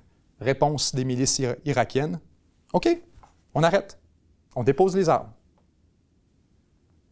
Alors, vous voyez que la posture d'Israël dans la région est de plus en plus avantageuse. Tant qu'on est en mesure d'empêcher une influence grandissante de la Turquie ici, ce sera fantastique. Les Iraniens, on revient à la question de la négociation, n'ont vraiment plus aucun levier. On vous parlait au cours des dernières semaines. Quels sont les leviers iraniens? Ben, vous avez le Hamas à Gaza, vous avez le Hezbollah au Liban, vous avez naturellement nos amis les Houthis, au Yémen, qui sont aussi très actifs ces temps-ci, et vous avez ces milices irakiennes, directement en Irak, milices iraniennes en Irak, pardon. Maintenant, on a perdu le Hamas, on a perdu Hezbollah, ou du moins neutralisé, militairement parlant. Les Houthis sont dans une très mauvaise posture aussi, suite au bombardement massif des Américains. En passant, on est rendu à quelques 200 millions de dollars en munitions, sans compter les déploiements des porte-avions, sans compter l'infrastructure qui vient autour de tout ça. Juste les munitions, 200 millions de dollars en quelques jours sur les Houthis. Donc, la posture iranienne est extrêmement mauvaise. Maintenant, avec la chute des milices en Irak, vous comprenez qu'il n'y a plus aucun bouclier entre l'action d'Israël, ici, une zone démilitarisée. Vous avez les Turcs qui, en passant, sont loin d'être les amis des Iraniens, très loin d'être les amis des Iraniens. Et s'il y avait une opération de bombardement transfrontalière, peut-être que les Turcs regarderaient dans l'autre direction. Ils ne laisseraient pas la Syrie être bombardée, mais ils laisseraient très certainement l'Iran être bombardé, à moins d'avoir des concessions puis d'avoir des petits cadeaux. Donc la géopolitique ici dans la région est absolument spectaculaire. Et on se parlait donc de cette négociation avec l'Iran, qui aujourd'hui, vous le comprendrez, on lui demande d'abandonner ses armes nucléaires. On lui dit, vous aviez un programme nucléaire civil, disent les Iraniens, avec des visées purement civiles, disent les Iraniens. La communauté internationale, notamment les Européens, les Américains, disent non, vous préparez des bombes nucléaires et vous voulez les jeter sur Israël. Les deux arguments sont compréhensibles, recevables. Il est vrai que l'Iran a besoin d'un programme nucléaire civil. Il est tout à fait vrai qu'il faut qu'on s'émancipe des hydrocarbures. Il est tout à fait vrai qu'on ne pourra pas construire de centrales hydroélectriques. Donc, les programmes nucléaires sont très intéressants. Mais il est aussi vrai que suite à la perte de tous ces boucliers stratégiques dans la région et tous ces guns sur la tempe de ses adversaires, en l'occurrence Israël, l'Iran n'a plus d'autre choix que de s'armer de l'arme nucléaire. On n'a plus de boucliers en Irak. C'est franc ouvert. On n'a plus de boucliers à Gaza, plus de boucliers au Liban, et en plus, Assad est tombé en Syrie. L'Iran est dans une posture stratégique absolument catastrophique, laquelle on n'a pas vue depuis jamais, en fait. Jamais l'Iran n'a été dans une telle vulnérabilité depuis la naissance du régime en 1979 avec la révolution iranienne. Donc, les Américains sentent tout ça. sentent qu'il y a une possibilité de négocier avec l'Iran. Et ce qu'on demande actuellement, c'est de négocier directement. Ce à quoi l'Iran s'oppose. L'Iran, voyant bien sûr sa vulnérabilité, veut mettre un intermédiaire entre les deux. Veut que ce soit l'Oman, par exemple, ou encore le Qatar, des intervenants régionaux qui ont été à quelques occasions appelés à faire de la médiation avec les États-Unis, avec Israël. On espère avoir un de ces joueurs qui se lève. Les Américains, eux, de leur côté, sentant la vulnérabilité, voyant bien qu'il y a une possibilité de contraindre l'Iran à des concessions majeures, veulent négocier directement et disent « Non, un intermédiaire, ça ne sert à rien, ça fait juste rallonger le processus, on veut vous parler à vous. » Les Iraniens disent « Good, mais on ne parlera pas avec quelqu'un qui nous menace de guerre. On n'aura pas une discussion sur ces enjeux nucléaires stratégiques tant et aussi longtemps que vous nous mettez un fusil sur la tempe et une épée au-dessus de la tête. Retirez ça, on va pouvoir s'asseoir à la table, puis ce qu'on voit, c'est que l'Iran essaie d'obtenir des concessions en commençant. Elle n'est vraiment pas en posture pour demander quoi que ce soit, alors que les Houthis sont en difficulté, que tout le monde dans la région est en difficulté, que tous les alliés ont perdu leurs jambes. L'Iran est en très mauvaise posture et les Américains le savent. On revient ici dans la région pour ce qui est de Turquie, Syrie, etc. Dimension additionnelle qu'on doit mentionner. Alors que les Israéliens tentent de prendre le contrôle de la bande de Gaza, vous avez un port très important ici, qui appartient à Israël et qui permet, vous le comprendrez, de connecter avec l'entièreté de la mer Méditerranée. Un des projets qui a été proposé par Israël dans le cadre de la reprise de Gaza, de la prise de Gaza, devrais-je dire, c'est de creuser, et là, accrochez-vous bien, c'est de creuser un canal à travers Israël jusqu'à la mer Rouge, avec l'intention, vous le comprendrez, de mettre fin à la domination et à la posture extrêmement avantageuse de l'Égypte à travers le canal de Suez. Pour accéder aux océans de la planète, d'une certaine manière, les Israéliens sont en quelque sorte enclavés. Ils doivent passer ici par Gibraltar, c'est le seul moyen, ou encore par Suez. Donc les Israéliens sont un peu embêtés, ils aimeraient bien avoir la possibilité de contourner l'Égypte et aussi de retirer une énorme source de revenus aux Égyptiens à travers le canal de Suez, les affaiblir leur posture et s'établir comme le passage maritime numéro 1, un canal qui rivaliserait avec Suez, nous parlent les Israéliens. Est-ce que ce sera construit? Combien de temps? On comprend. Mais vous voyez les grands projets qu'ont les Israéliens pour devenir la puissance dominante dans la région, et ça inclut donc des projets d'infrastructure près de Gaza. Ajoutons à ça, c'est l'autre élément qui est un peu le secret de Polichinelle, mais une guerre qui dure depuis maintenant plusieurs années dans la région. Vous avez des gisements de gaz naturel extrêmement riches juste ici, au sud de Chypre. Et tout le monde les veut. Les Israéliens les réclament, disant que ça leur appartient, que ce sont des eaux territoriales. Les Égyptiens en réclament un bout, disant que ça fait partie de leurs eaux territoriales. Les Turcs en réclament, en passant par Chypre, en disant que ça leur appartient. Et vous avez bien sûr les Syriens qui étaient un peu actifs là-dedans, dans la mesure où ils étaient compétitifs. Aujourd'hui, la Syrie est complètement retirée de la carte. Il n'y aura pas de question de gisement de gaz naturel pour la Syrie. Donc, on n'a plus la Syrie. C'est maintenant la Turquie et Israël qui compétitionnent pour s'établir comme la puissance régionale, économique, politique, militaire, géographique, dans la région, énergétique. Les Israéliens, bien sûr, s'ils étaient en mesure de s'établir comme un champion de l'exportation mondiale du gaz naturel, ce sera nécessairement dépendant par les exportations maritimes. Et ça revient encore à notre projet de canal. Les Israéliens voient très bien que s'ils sont maintenant pour prendre le contrôle de Gaza, que Gaza n'est plus un problème, ils ont accès à la Méditerranée presque en entier, ils peuvent enfin creuser leur canal, et finalement, ce que ça voudrait dire, c'est d'exporter le gaz naturel par le même chemin que le font l'Arabie Saoudite, le Yémen et tous les grands producteurs de la planète, par Bab el-Mandeb ou encore directement ici via Djibouti. Donc, ces projets dans la région sont extrêmement importants pour comprendre la posture des Israéliens, leur volonté de prendre le contrôle et de s'imposer un peu plus largement. Ce qu'on découvre, grosso modo, c'est que les Israéliens sont en train de remodeler l'entièreté de la région selon leurs intérêts, de l'Égypte jusqu'à l'Iran, en passant par la Turquie. Et on se souvenait d'Erdogan qui est en difficulté en passant. Alors, on a un portrait vraiment spectaculaire dans la région avec plusieurs événements qui s'entrecroisent et qui ont tous, vous le comprendrez, un impact sur la dynamique géopolitique. On continue avec la République démocratique du Congo et les États-Unis qui se rapprochent d'une entente sur les minerais critiques. C'est quelque chose qu'on avait évoqué il y a quelques semaines à la revue de presse, cette négociation pour le moins surprenante, mais aussi extrêmement ironique entre les États-Unis et le Congo, parce que on avait mentionné cette guerre, ou plutôt cette tension, on pourrait parler de guerre, j'imagine au point où on en est, entre le Rwanda, qui finance des rebelles à travers le M23 et qui aussi, apparemment, un certain nombre de ses troupes nationales sur le territoire congolais pour aller piller des ressources naturelles. On allègue que le Rwanda utilise le M23 et ses propres troupes pour aller extraire les ressources et les vendre à l'Union européenne à profit, on le comprend bien.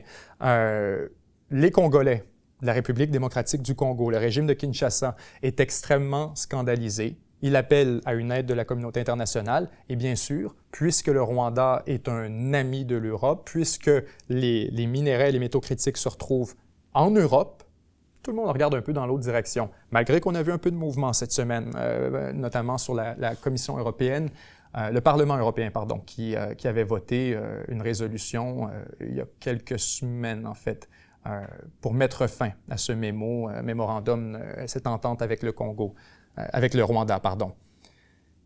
Somme toute, les Européens sont très satisfaits de la situation. Ils obtiennent des métaux, ils obtiennent des minerais. De l'autre côté, le Congo voit très bien qu'il se fait vider, voit très bien qu'on prend avantage de sa vulnérabilité et du fait qu'il est un peu isolé sur la communauté internationale. Donc, le régime de Kinshasa, de la République démocratique du Congo, a levé la main il y a quelques semaines pour proposer à Washington exactement une entente pareille, comme ce qui avait été proposé à l'Ukraine, de dire garantie de sécurité en échange d'un accès privilégié aux ressources naturelles, spécifiquement terres rares, métaux stratégiques, etc. On sait que le territoire de la République démocratique du Congo est extrêmement riche dans des métaux qui sont critiques à la transition énergétique, qui sont présents dans les téléphones cellulaires. Ce sont des mines qui sont largement exploitées par des industries, on pourrait dire, très problématiques, avec des enfants qui travaillent dans les mines, qui creusent les métaux avec le bout des doigts. C'est loin d'être quelque chose de fantastique, mais ça a été rendu possible un peu par le fait qu'on prenait avantage de cette situation, par le fait qu'on a regardé dans l'autre direction depuis très longtemps. Aujourd'hui, la République démocratique du Congo propose aux États-Unis de dire « Bien, gars, si vous êtes pour piller nos ressources, on va vous les donner. Faites juste nous défendre contre le Rwanda. » Le Rwanda vient ici pour prendre nos ressources et qu'est-ce qu'il fait avec? Il les envoie en Europe. Donc, les Américains, exactement comme en Ukraine, viennent prendre les ressources qui sont déjà assignées à l'Europe et proposent une garantie de sécurité pour se les approprier eux-mêmes. On fait la même chose avec le Congo. Des ressources qui vont en Europe et qu'on dit « Attends un peu, envoie-moi ça ici.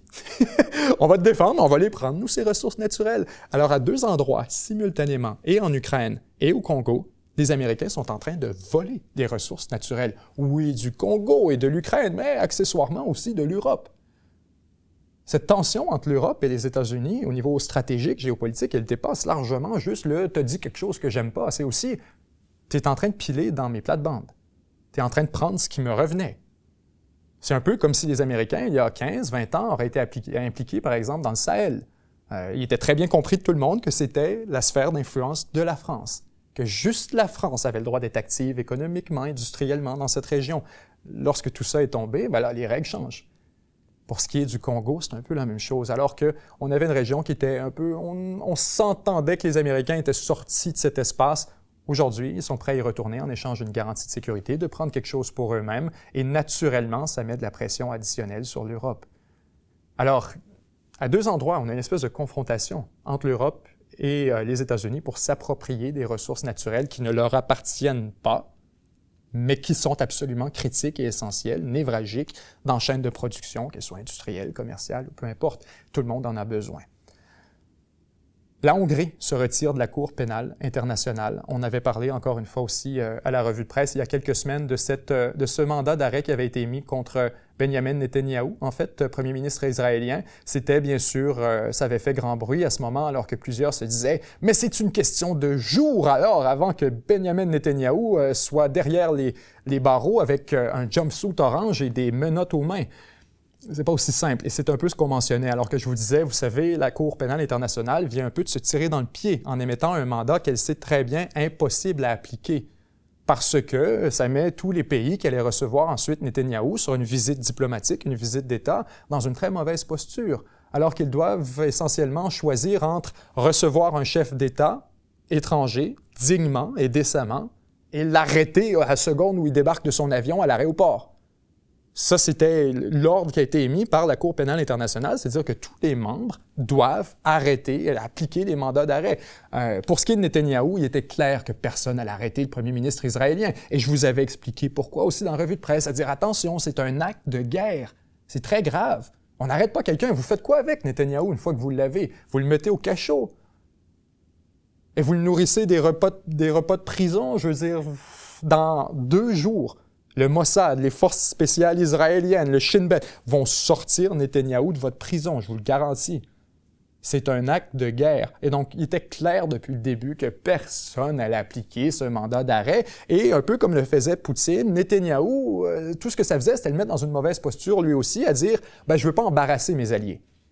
Je ne vais pas aller dans un pays que je sais qu'ils ne sont pas très à l'aise de faire un pied de nez à la Cour pénale internationale. Donc, ce qu'on va faire, c'est qu'on va aller aux États-Unis, on va aller dans des pays qui la reconnaissent déjà pas. » Aujourd'hui, Netanyahou est aux États-Unis, à Washington. Est-ce qu'il va se faire arrêter? Évidemment pas, parce que les États-Unis ne reconnaissent pas l'autorité de la Cour et parce que personne ne l'arrêterait de toute manière. Donc, exactement ce qu'on avait prédit a fini par se produire. Où je vous disais, ce qui va arriver, tout simplement, c'est que des pays vont être obligés d'ignorer le mandat d'arrêt de la Cour pénale internationale et ça va nuire à sa crédibilité. Ça va montrer, ça va exposer au grand jour à quel point c'est un tribunal fantoche qui n'a pas d'autorité, qui n'a pas la possibilité de faire appliquer le moindre mandat. Alors, Netanyahou s'est rendu cette semaine en Hongrie et en conséquence, la Hongrie se retire de la Cour pénale internationale. Le premier ministre israélien, recherché par la Cour, salue la décision audacieuse et fondée sur les principes de Viktor Orban de quitter cet organe dit corrompu. La Hongrie va quitter la Cour pénale internationale car elle est devenue trop politique, a déclaré le premier ministre du pays, Viktor Orban. Aux côtés de Netanyahou au début de sa visite, Orban a déclaré que la Hongrie était convaincue que ce tribunal, par ailleurs très important, s'était réduit à un simple forum politique. Et c'était donc extrêmement prévisible que ces pays qui étaient dans une mauvaise posture allaient choisir entre quoi? Vous pensez entre la CPI et Netanyahou? La CPI ne voit absolument rien. C'est un symbole, c'est une gesticulation politique pour montrer qu'on est du bon côté de l'histoire.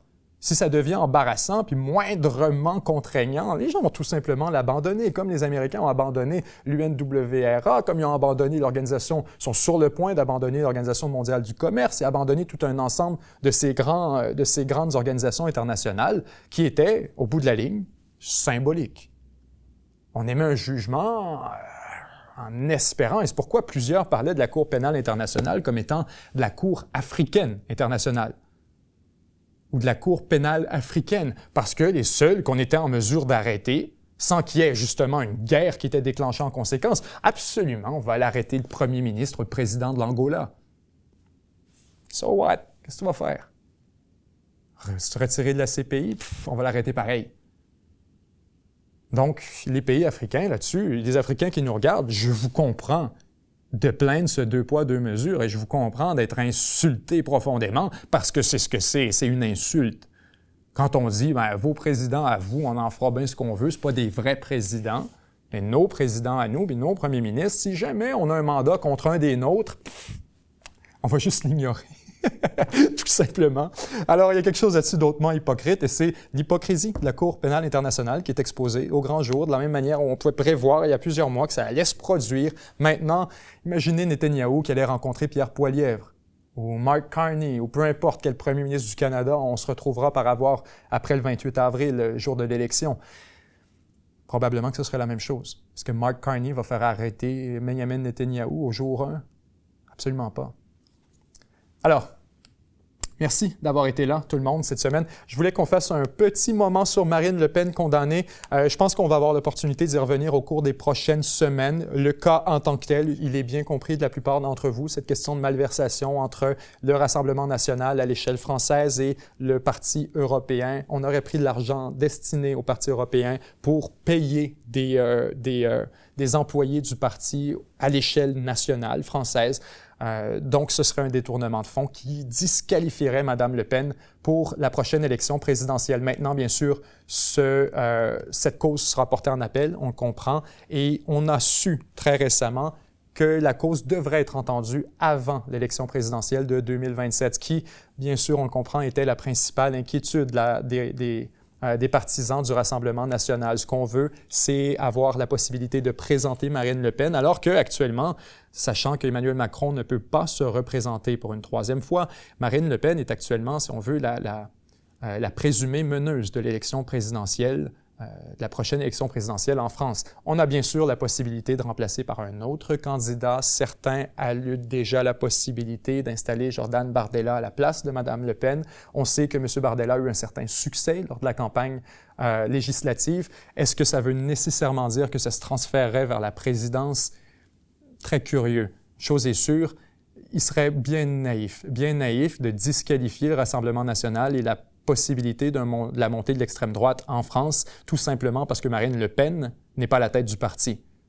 Certes, Le Pen est extrêmement influente. Certes, le Rassemblement national prendrait une pénalité politique de la perte de sa chef, mais on serait certainement en mesure de présenter une équipe crédible et sérieuse et d'être des concurrents à la présidentielle. M. Bardella a absolument tout ce qu'il faut et il ne faudrait pas négliger non plus l'impact politique de cette décision, à quel point ça pourrait avoir la perception, c'est la réalité. Et de la même manière où on a annulé des élections en Roumanie, où elle a annulé des élections en Géorgie, et maintenant c'est le tour de la France de bannir des candidats, il y a une ère autour de ça, il y a une odeur qui sent pas très bon pour quiconque s'inquiète des dérives démocratiques, et je vous dis pas que c'en est une. Je vous dis que la perception, c'est la réalité. Et c'est donc sur quoi tente de jouer autant que possible l'équipe Le Pen, l'équipe Bardella et Rassemblement national en ce moment, de faire comprendre à tous qu'il y a un déni de démocratie, qu'on empêche les Français de s'exprimer. La justice entendra certainement ces arguments. En fait, c'est un des éléments qu'on a soulevé, c'est de dire qu'on devait avoir un consensus social, on devait entendre la société vis-à-vis en prononçant la peine. On présume donc peut-être que la Cour pourrait être sensible aux questions démocratiques là-dessus et laisser Marine Le Pen se présenter lors du prochain mandat. Peut-être suspendrait-on la peine, peut-être est-ce qu'on annulerait seulement la disqualification? C'est possible. Cela étant dit, pour le moment, c'est une cause judiciarisée. Il est impossible de la commenter encore plus qu'au moment où elle se trouve. On sait tout simplement qu'au cours des prochaines années, probablement que le Rassemblement national va donner beaucoup plus de place à Jordan Bardella, au détriment de Marine Le Pen, ne serait-ce qu'en anticipation à la possibilité où il devait se présenter à sa place. On va cultiver Jordan Bardella avec beaucoup d'énergie. Alors, merci à tous d'avoir été à cette autre revue de presse de 7 jours sur Terre en ce 8 avril. D'ici la semaine prochaine, moi de mon côté, je vais surtout suivre ce qui se passe au Moyen-Orient et je vous invite à faire la même chose. Les développements en Syrie particulièrement et à Gaza. Au cours des prochains jours, les Israéliens vont certainement lancer leur opération sur Gaza avec plus d'intensité. On déploiera des soldats, des équipements militaires additionnels et probablement qu'on aura donc des blessés, des morts en conséquence et un début du mouvement de population des Palestiniens vers l'Égypte. Alors, merci à tous d'avoir été là. Je vous aime énormément. Semez l'amour, partagez l'espoir. Bye bye.